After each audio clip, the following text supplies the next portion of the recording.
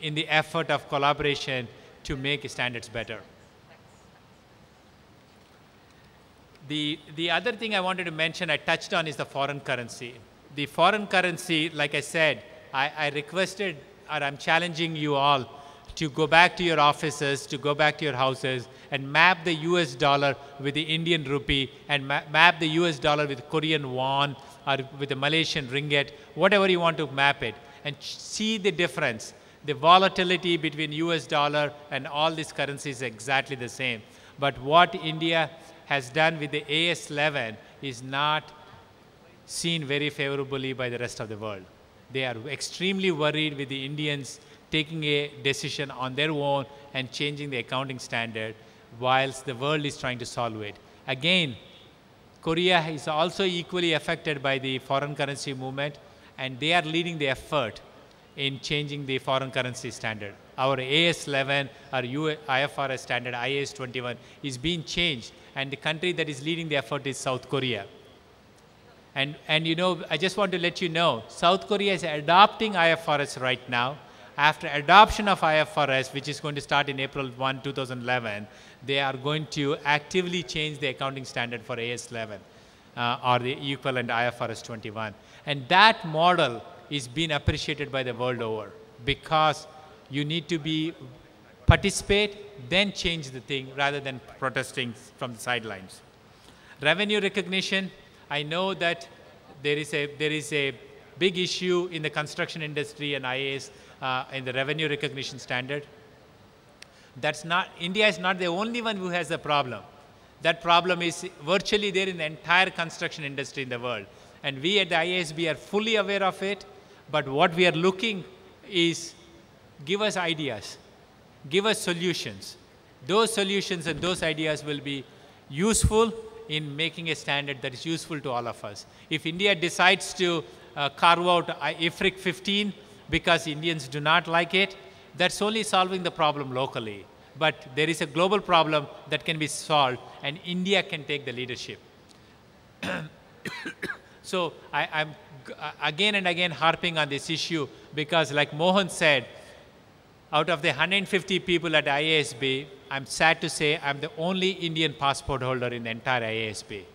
And I can tell you, there are so many of us who are better than me, who can participate and by joining the IASB and have it 1 or 2 year stint at the London and participate in the standard setting process. It's a very interesting standard setting process. It is a very open process. Everything is done in public, and I request at least few of you will join the IASB in the near future. You don't need to be a board member. You can be a staff member. You can work on it.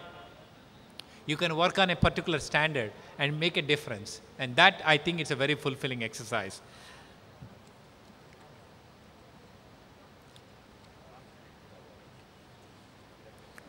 I just want to say that, you know, one of the burdens of becoming a global economic power is that we need to show leadership. And that leadership comes only if we show thought leadership. And that thought leadership can only happen if we have more discussions and more debates and more honest debates on an issue. So that's the challenge, my friend. I feel very uncomfortable to say these words, but I just want to say that's a challenge in front of us.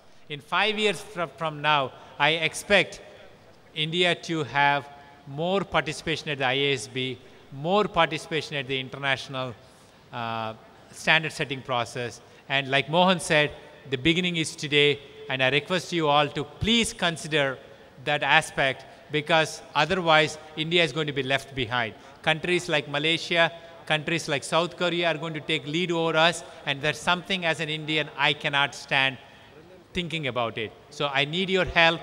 Please join me in helping that cause to make India a global player. Thank you very much for your time. Thank you, sir, for that challenges and opportunities.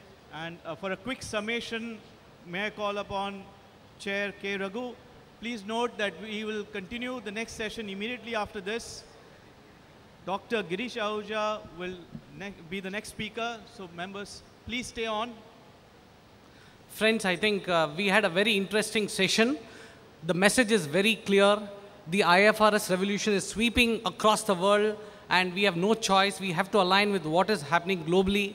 And we, as the Institute of Chartered Accountants of India, are ready to take up this challenge. And I would like to assure both Mohandas Pai and Mr. Prabhakar that we, as an institute, as a membership of 1,65,000 chartered accountants, are completely geared up to face the challenges in this new development that is taking place in our profession.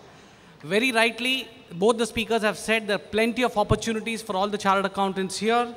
For chartered accountants who are in practice, there are plenty of consulting opportunities in IFRS implementation.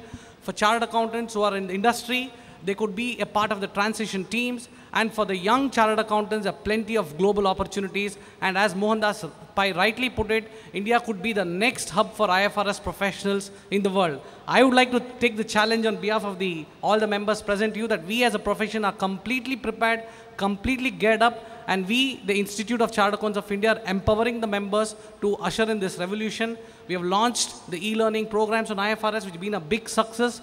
We have rolled out 120 certification programs till now. Many of the members of our profession have completed this certification course, and I would like to inform the honorable speakers that we are in active engagement with the regulator, like the Ministry of Corporate Affairs, where Mr. Mohandas Pai is a member of the task force.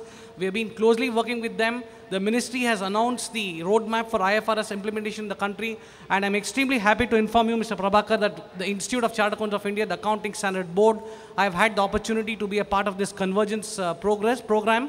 The entire accounting standards are completely ready. We have now handed it over to NACAS, and NACAS is very shortly notifying these new fully converged Indian accounting standards. We are closely working with the CBDT to grapple all the tax issues. We have had many issues concerning taxation, which we are grappling with the CBDT, the Reserve Bank of India, and the other regulatory bodies like IRDA.